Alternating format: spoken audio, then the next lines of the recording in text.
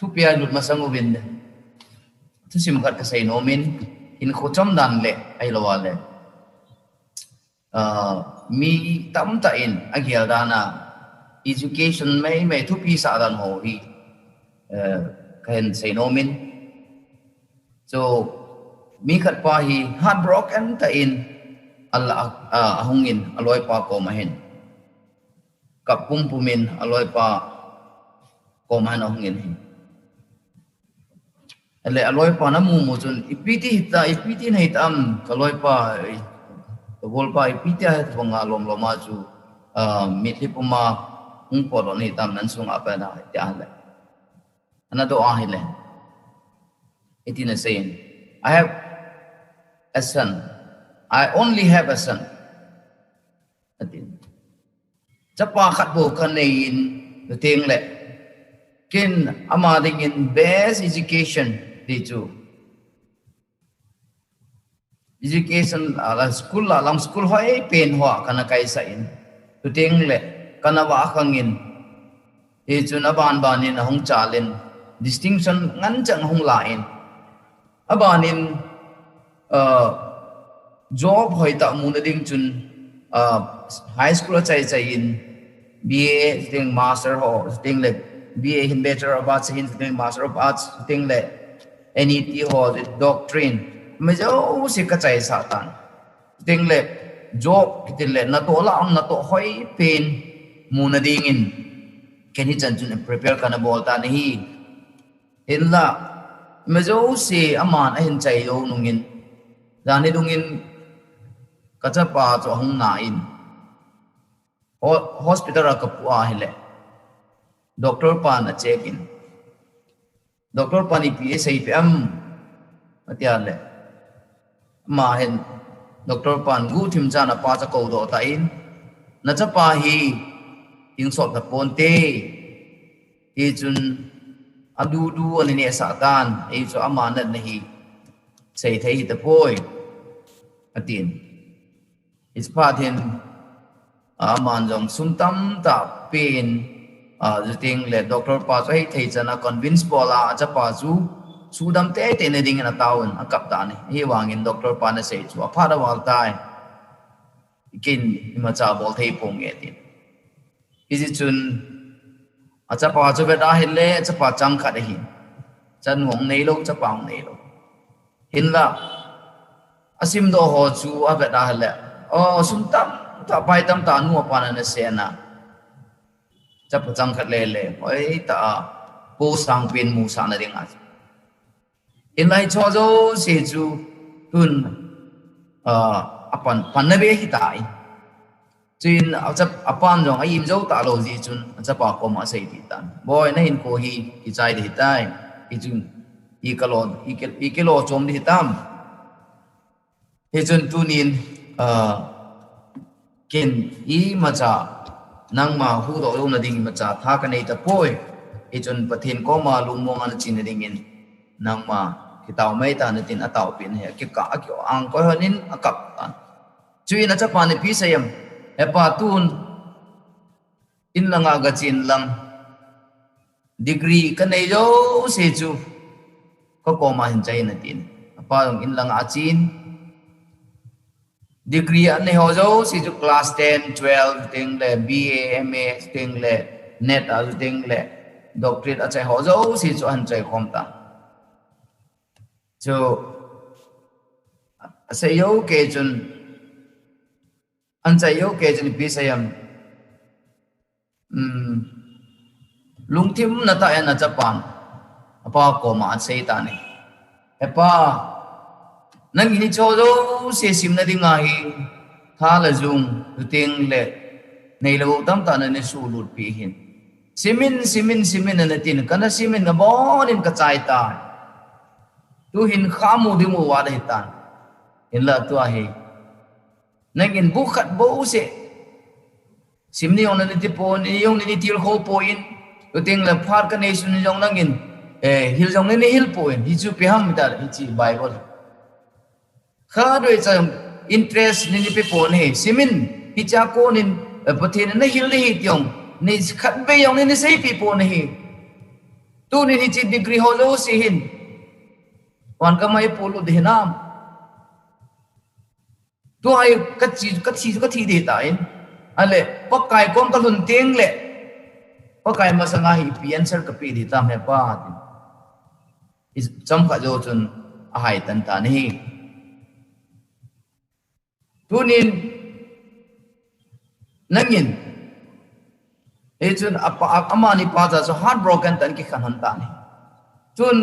gel la chun pha ne ho hi pathinin na pe ho hi itina manam jichu sai no mintin teng le pathen thu hi e hodinga thagau lam pia dinga phat ba choi hi jingka si anasima teng le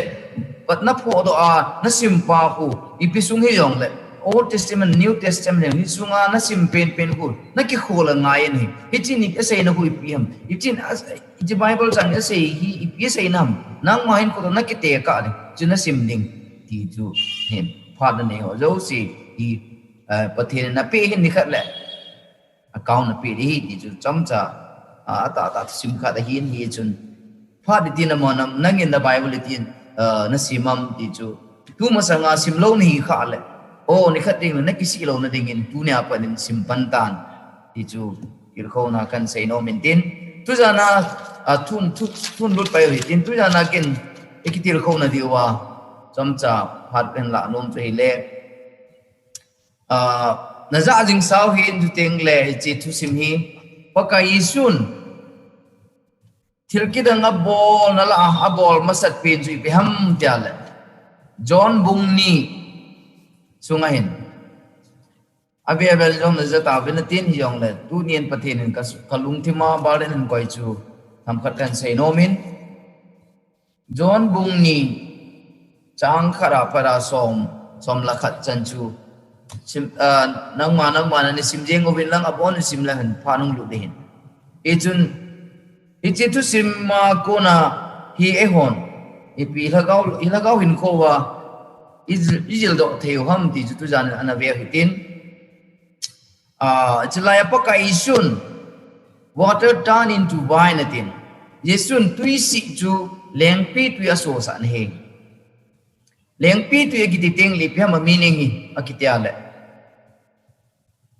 pakaya hinna ti na hen lengpi tu giti wine ti pakaya hinna ya chu ichen Christian khat hin pakaya hinna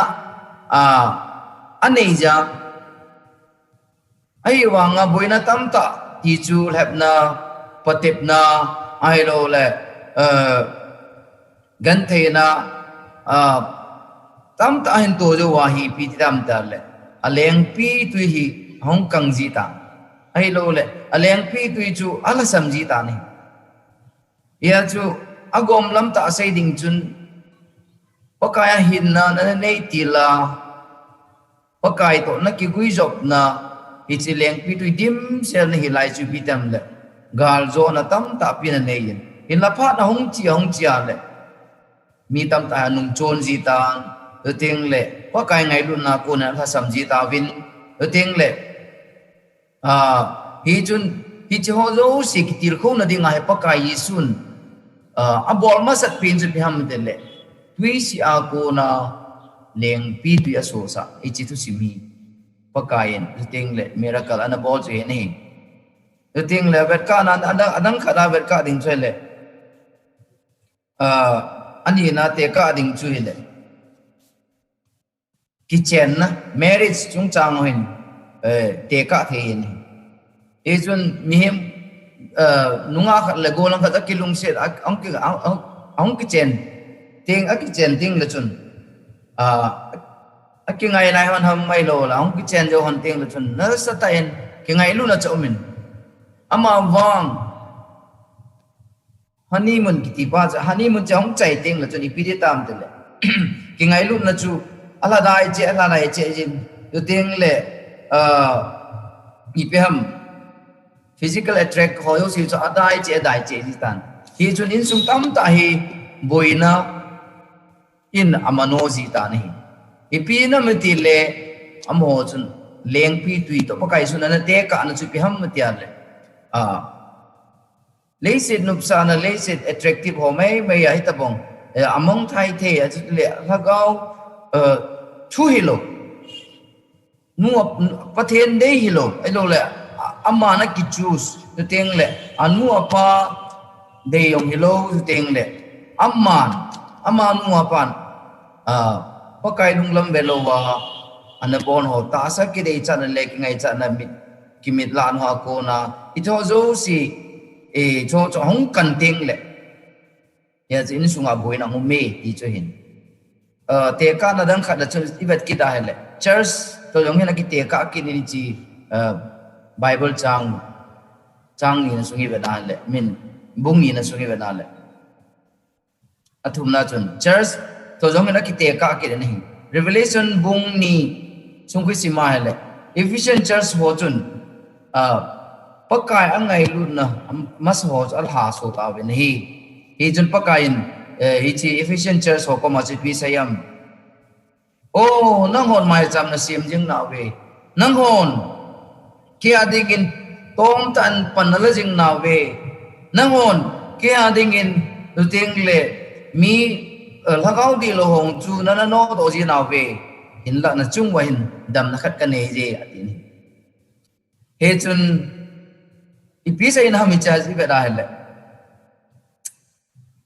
pakai su na kila atil nia ai lo wala nangin pakai nan ta sana ama pakai la na huing pa na kisania pada na kisania chu ki pana dim set na hin du ting la pha jo is 100% chu pakai de nga nangin pha na pi jo pha na hong chi nei le nang ma na sunga leng pi ti pakai hin na chu akang diu ta hong kang diu ta hi le hi cha hin nangin 30% bo chu pakai ding in pha na hin pita 70% pa chu lấy sự đã bùi na ho giá chôm ho tu chun nai me tha tan hele pakai ding chun na go ta ni ichen tu za na hi bible sang ko le sil do du se pham tin le so bi te ho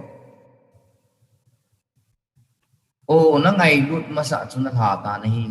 ti ni ichen tun ki gen la chun pakai hoi ta nong lut til lai chu da la chun ke yeng dong tai ka kinung ba da hele ka pen tha til la jil ka ne ho le tau na kamandan ho hours and hours chi ho chu tu ni ta bong chu kanung dal gu da le ha tho win honestly speaking he chun ye tia hi I leng pi tu sungwa pakai na khum pakai hin na pa he godiu ja mi men agot that pa la hen ama hem nung chon na nei ji ta ni he chun ibola sopite ibola jingka sia nila sia pakai to devotion nei ko mote ai lo le mai cham sim mu te ai lo le bible sim ju mote ki ti ki sai na mi ta le ila ga wi sungwa pa wa na ding ji imi sung nung pa hu pathen thua I wa jing lo wa yu teng le mi sung nung pa hi pakai pathen thua hi ichim sa jing lo wa le ni khat ting ta banga chimo pui gol wa isim do John bung ni sungai sim do dung riu bong hi te ho do I got diu hin hi in sim dong ka te bible chang kun John bung ni chang ka na twin anitum nin galili gama kana kwa mo pui gol wa amen chua chun jisu nu amen chule mo pui gol wa na chun jisu le asai ji ho jong ako nahi twin leng pi tui alasam pha din jisu an mu za leng pi tui anei ta po ve ati ichen leng pi tu anei ta po ve ati ya chu leng pi tu anei ta po ve ati lon lai ta hi pi jam ta le vyam pakai tu ja na hil no mu hi tun ki vet tinung vet la chu na hin kho hi na pen tha atil la ya jil la nei pa na taw na pa chu tun ha beng na phak ta po nei na pen thap tin lion na bible sim nom na chu tunin nungwat la chun hab dang na pakit ta po ni ipijin am ter na leng pi tui pa chu zo goche ta hi chalai ta hin hi chi paka yesu hi ahong ngin hi le leng pi tui ki chai ding lai ta hin Jesus Christa hi chi mo pui go wa na cha anum kha ne wang phanum tai hi chun tu tien lang paka yesu cha anum ta hi hanang le o mi chu za invite ki bol hin hi chi mo pui na gol wa chu pham boi thei hi ta ni ta salama sai ding chun tun marriage kat conduct in lang akim lung ta achun na bu na me chu hung tong ta han lang in le anu le ifem plan na gon ho chu minang in mi za nia dinga na gon pa chu mi za thum za li hong ta chu ya chu tong ta han lang in le hoi lang na su ding chu pa ta chu all bor be ki jong la chun phat lu te hilai chlai ta chu pakai swan khata ni tu ni vet ichlai la do nom pe nus pem tile nang jong tu nin pakai su nang ading in available abong cha bong hi jing jing ni na ki head do a tu za na hi okay ma ko gotai pakai e kapen tha atila pakai e ka ngai lut na 100% tu in ke am ta poi ti na ki head do a la tu za na pakai su nang chunga miracle bowling a hong ding tu lain mit am ta kaza kha chu phem dile pakai na chon pakai ko na revelation na muwa pathen thu howin ti ta ta ai lo le online ni ta ta ya chom chom yong le pakai ko na revelation in muwa si chu lungthim tong kha thei ai lo le ai kho a pha chom pi de kan sei do pi teng on le aboi na kha chu phem dile o ichi tu hi kaji pa dingen as kaji pa man za thei za le ong ichi bible chang ichi tu hi ai lo la aji no he la aji pa he la kaji nun za le ong ai lo la kacha pan za le ong ama chu ki chom pai na hi chun as kaji nu za lo ding pa mai ta ma ichi thu pi ichi itabong hin ama dingin kila lo ben na mi tam ta hin an heng pa ham agal reng pa mai lo wa le an nei pi ding ham ai lo le anau pa ding ham au pa ding ham di angai pi ta ben tu lain tu hi chi hin mi tam ta ho hin ama ta akila lu ta lo ji hin iphem agoche i ta tam ta angai ho hi phem po ke na sang chun lung ta na nei so ta ni wang si lung ta ni ejen so pete ho tu janin eji thu tu jana pakain nen sol pi ho hi nang nga ding ana kila angai ni o hi chi thung ki se hi ke de hi hoi ta na hin ngai ji chu na kila ta ting le nang ji chu pat na la a zu ting le practical ta na po o ting le nga na so di hi chun tu janin pakain e o ko ma adei masat pin chu bi ham te le chang thum na chu pi se yam te le chuin lempi tui ala sam phadin Yesu anun aza lengpi tui anei ta powe ati lengpi tui anei ta powe ati iji lai kan la do nom pe ju pi ham da le bible chang chung ibe da hele lengpi tui anei ta powe ti ni ijun honestly kitele theng ta di ta ila sam na yo si pakai ko ma ki pe lut ti na chu ni mary chu lung theng ta nong leng pi tu anei ta po we hong ti pi chu ya chu nang in na hin kho a na ko ta chu ai wa nga na phun do nom lo ai ki koi cha khe na he ji pa sa sai na hin pakai ko ma hi pakai na dei pen chu pi ham dia le honesty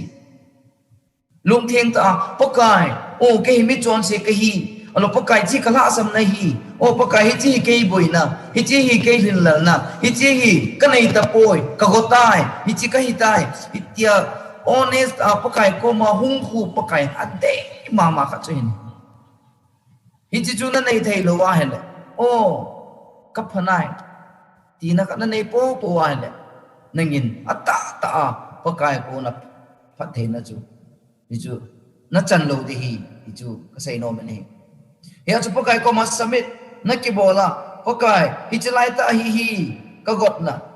lại ta hi cái lạ sầm này lại ta cái linh lần na nó cái phone apa cái mà sang nó cái kia nhiều sa có cái chỉ hi cái bồi nó cái gọt này lại ta hi thì nó xây đó thế nó cầm trăng ta nó đúng thêm pum pia có cái có mà nó hung đình chú có cái nó để hiện chú Mary chuẩn lúc thiên tăng dậy chấp à amon đèn phi tụi này tập bổ về am tin itun pakain ipia don bunam anabela han bung ni John bung ni chang li na chun chuyên Giêsu na za nume einin ikin ke man ka phat hijab lo lại hi ati ya chu islaya e hong isei be nom ka du chu phem ta le tun na pen tha ti lai chun nangin baldan na nei mama ne mi khat mit phaka wa thi ho dingin tu ting le pu gi na nei tu ting le na taw yong le phat chi la nong na he po in tu ting le ipem pakai ding kit po zu nangin ipem lung sai in nei lo in khoi ta in ipem na taw na quality ho yong chu amma mai tu hin phat a so jat phat hin icha vi leng pi tu abei ta bong hin pakai hin na pi pa hin hang go su deu tan tu ting le abei che jing tan hi chun ipem nangin la na khet lo ai wanga pakai min be dinga chu na leng pi tu chu godiu jing tan so pi tu jani chi ho jo si ger kho mo hiten ipem pakai dinga na got noi lai ham ai lo wa le tu in pakai na sai nom pen chu hungin tu jan he jong le kyo to hiten ipem nangin na got no kin tui si jong le leng pi ka sem do ki the hi chu hin he chun tu janin pakai ko ma kini usa pumin ipem pakai dam nakat kan ye ti pen chu nga sim lo le Revelation bung ni thupon bung ni chang ni na chun ke man na to ho zo se chu le na to gim le na to ha chu he chu le sol cha ka hi ti sol cha la hilo amo ho jong chu na pati min na kholin azo na mando jing hi chu le tho ha ta kamin jala tho hada lo na hi ai wangin na chunga dam na ka nei nang man na ngai lut ma sa chu na ha tai hi chi chun nang ma hoya ko na lu ham hi chu gelo in chu le na lung hayin na to ma sa ho chu tong kin atu ti lo wa na lung na hei lo le na hi nga ko nga na me wa khum chu na ko na ka chon mang ding a hi ki cha dum ta he so bi te ho tun gel la chun ka sei bong chun pakai na hong lu ti la chu anop dan chu le tu ding le ni si a he nangin ipem witness na bo no mo chu ai lo wa le pakai ding a tu pem na kisit ma chu na bol be nom na to nom na taw be nom tu ding le nan kieng kwan de na hong le ipem ama ding a na ka thei chu lai na nei thei chu na so pi peng ta lo lai ding a chun na ve na hele ai lo le thil ne chakat bor khela na nei yong le chun ni la ai na một thầy lo chun na lu na hin la pha nong chin hen hong chi ta nei le pi tam te le compromise hom ta me yo se granted na nen la ta ho ta na hong chi pham akin thei chana chai ro dik ai lo lo wa bol dik ai lo le bible sim nong thei le I pham jing kai si ma le ni la don ta lo dik ai lo wa le I pham I chi ho yo si ai pa kai ni chi efficient ho ngo ko ma sei chu pa kai dinga na to pha lu kin kia ding na to pha ke hen nai hin la ama wang na chungan dam na khat ka nei ye tu na ngai lut masa na tha tai so piteo tu jana ngai lut na masa na la kha le tu janin kita khole o pakai dinga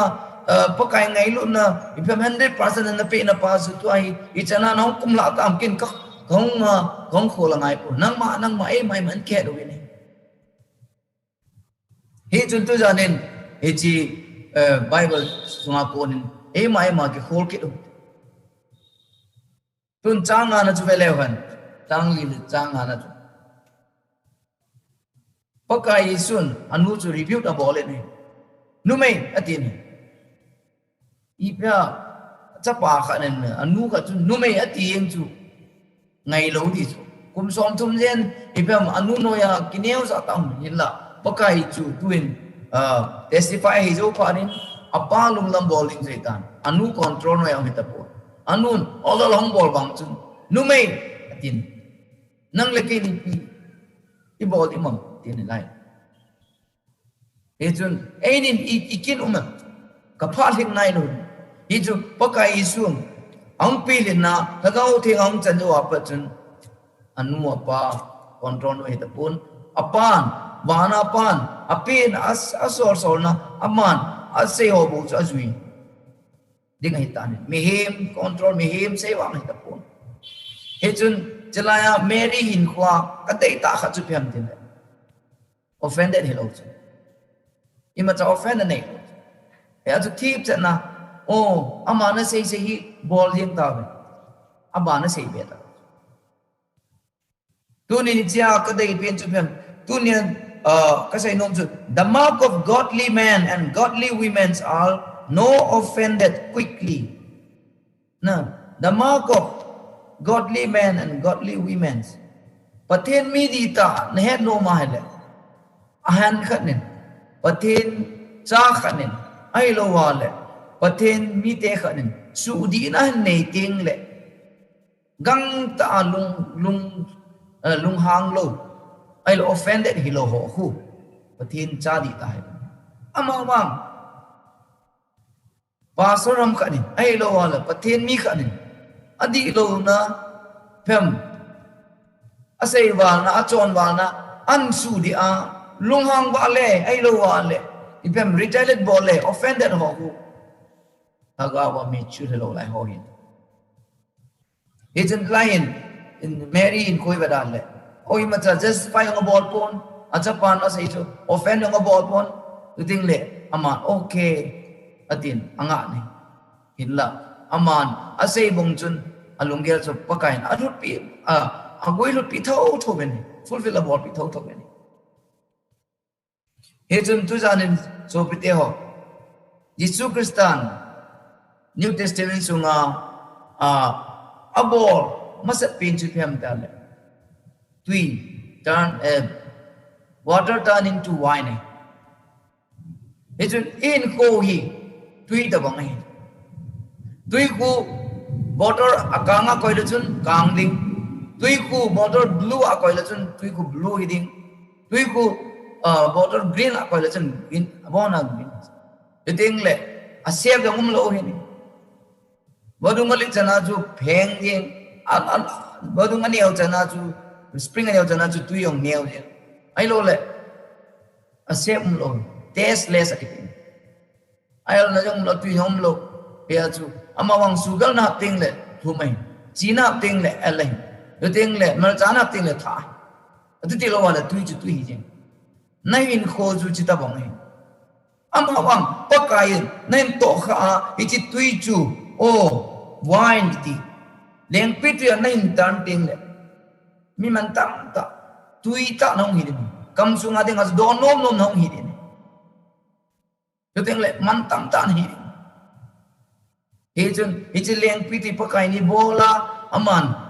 masapi na tirki danga na bol ham dale meaning len ta hi to pite ho he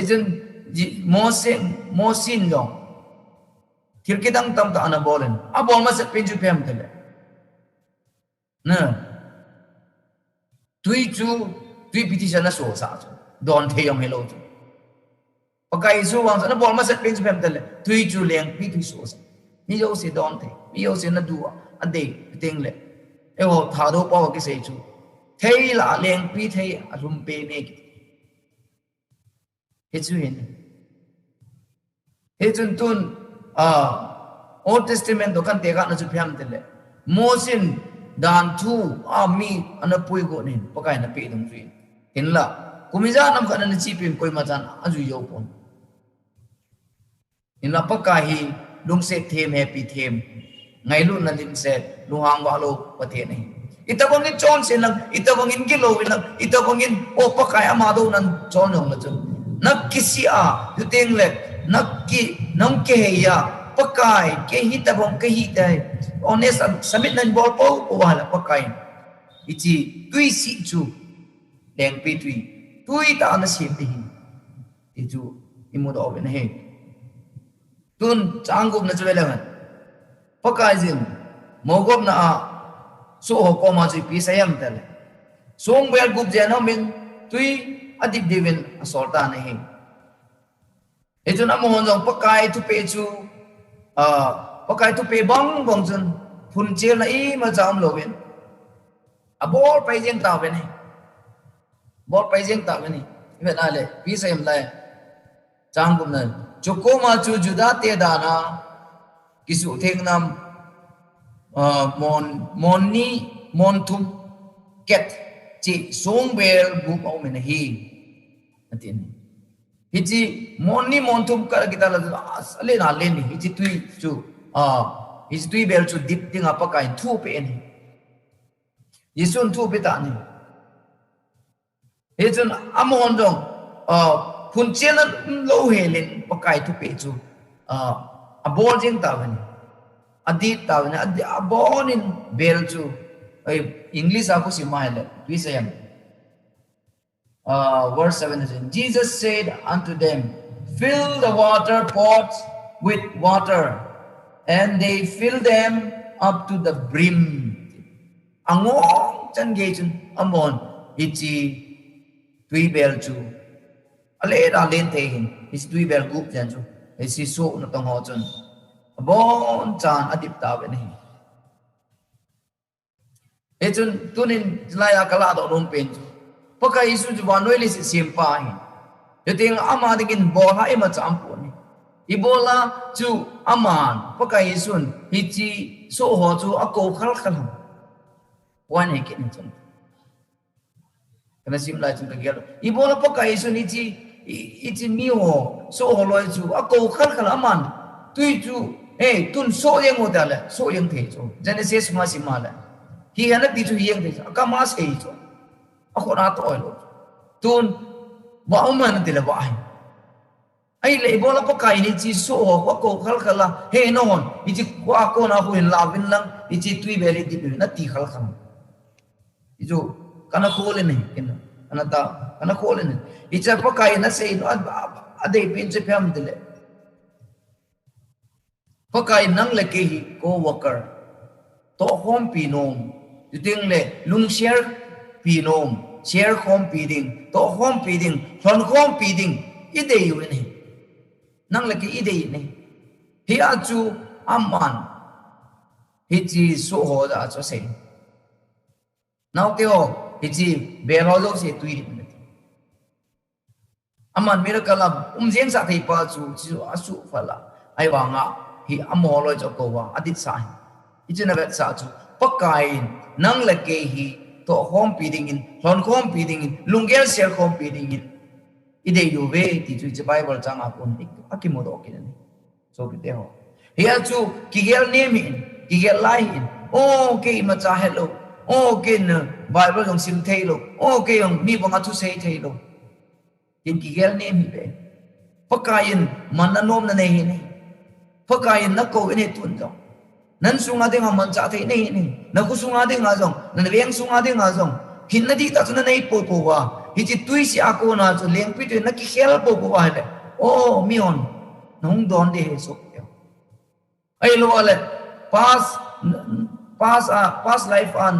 ta chon se no ho saitan hong tin chắc còn nông địa địa yên đấy ta he nang mi zong này chứ nang mi gu cha này chứ nang judo này chứ nang drugs ball này chứ nang mi to kina này yên này chứ ít pakai na to đêm mi nhung nang nuôi sát đi chứ na satan na to hello pakai đi chứ so ho bo ko chứ oh jivin lang chi wela kon kun tu hin dik pin abol ta ne abol do chun pi sayam ta le chang sa gi na chun amolo hin apat tho da na nu chu cái pay chala bol abol wa ya chu pakai older jung ji ya chu pakai tu pe dung ja chu ango chang ya dik adip jo wa chu pakai ni pi bolam ichi wa ichi tui chu leng pi thu so sa ta so piteo tunin pakai ichi so ho ko na tham pe la do de ka de chu pakai mit tha se ho ya abat nom po ni pakai mit tha se ho ko ma hin na to yong apinom po ni pakai mikita lo ko ma hin ama na to ni apinom po ni itu ni chi lai ichi so ho lai to na to hi ve dan le mikita angan chang hi ve ni itu pakai na se yo se chu abor ben gang tain ipem kinon nai lo he pakai thu se ho chu alap pai lengun abor lengun ni tuna ai honi pi izil do wa mi chi su ha ko na tuna thu na ngai ta chu na thu na ngai chu pathen mi te ho thuan sei ta so pakai ko nan ke la wa hichian ke la chu nangin na la na za chu nain ko to kha chu ai wa nga ipem na jer chu ngana to ana ki ngai to in ka bol di baha ka bol di baha ki bol me ni nui sat di baha ki bol me ka society oni pi sei di baha iji chu hilo ni na ki pa do na bol je ngai adi ki te po i chap to ma to thoi bola le ab bui nai ma cham ko he achai na chu hampa na ai tho ni he chun so bite ho tunin chang sgi na ka dei lai ta ji phem de ka bible chang dei ta khari ye ji wa chang sgi na pi sem pakai na dei mi ho chu alung tim atha nei na zo se I chalo wa I ma cha khan nei lo wa na phem bor ji ngoi pakai akitho pi no ne he chun ipem kisu theng na kityong le akhanum lo cho ba na brim chan ge na angong chan ge adit ki na cho ni pi ba sam da kisu theng na kityong le chon akhanum lo cho ba na kisu theng sa theng pathen long de bo bo alung them pum pia tau thei pa pateng le bible sim teng pathen thu sim teng alung them pum pi mong cha simpa atau teng alung them pum pi mong cha pakai lam be a tau pa thế này ngày đó mà cái thùng tiền ông lệ lung say in anh ấy rồi ba ai rồi là lung thêm pum bia mong cha sẽ là yêu gì chú tiền là chọn cái nào cái phone tiền ông lệ hay về cặp về nung bỏ về em lâu ba cái phim thế sẽ là cái số đi ba cái số tiền ba ai lâu lệ bắt cái tiền thiếu pe này ông lệ lung thêm pum bia atama lâu mà chỗ mình lung thêm pum bia cái pe lúc là này ba Ipem John se kisi na yung le deep sorrow lung tim gil ta ho ke mit John se mo kita gil ta ki gel la icha ngedam ko thum thei pa hitabong mi ho ju pakai amang chano men he so pite ho he chun tu janin velehan pakai aman cha mi ho hi oi tabong ham ta hi chi so na tong ho tabong hi brim chan gya angong chan gya adip ta kawa lal dong le pham chon ngalo bol ho bol ngap cho ho ta bong mi ho pakai na mong chano me ni ejun so pite ho tu janin na got na hoi lai ham tu janin pakai na suno no me ne he epyam pakai ding na nung chon na hoi lai ham kham am ka le tu janin kita par kin di revelation chung ba na le nalu na hoi lai ham ga ki khol lai na ngai lu na masa chu na la ta yong le phwa nam na la ye tun dong hi chun so dấu sĩ hi bát thiên in tu ra na tham cắt bar này bị chú nó có mà cái xe nó mình tin tu ra nên pakain nên khu tui tabong ima cha tasteless pa chu thấy tui ta aso no men he ichun mi dinga don the ne ne ding le mi adinga the ne ding chu na khil na zo sia kun kinung le ki din tu za ne o na ngai lut na ma sa na ha pa chu ka chi ki nen lang de ting le pakai ko ma ka kineu sa ki nen lang le na bol kil na zo si chu pakai ko ma chi la chun pakai gil ta la theng ta nen man ki ti hi ti chu chom chai sei nau hen tin chai na ling in ber sim kin ka ting close tang ka te thu pon bung thum no thu pon bung ni chang li na chu ai wang nge na chunga dam na ka ne ye nang man na ngai lut ma sa chu na ka tai hi chi ji chun nang ma hoya ko na na hu ham nang ma hoya ko na na hu ham na nang ma nang ngai lut ma sa chu na ka tai hi chun nang ma hoya ko na na hu ham hi chu gel do in chu le na lung hai jin na to ma sa ho chu tong kin o so pi te ho na tao na ma sa na tao jing na kita bong chu ka tao kita itong le pakai dinga pham 100% nang mai ko na pi na bong chun tu ran kita pat kin putia le pakai na ko na thau me chon lo lo de ye pathin pathei bo pi ta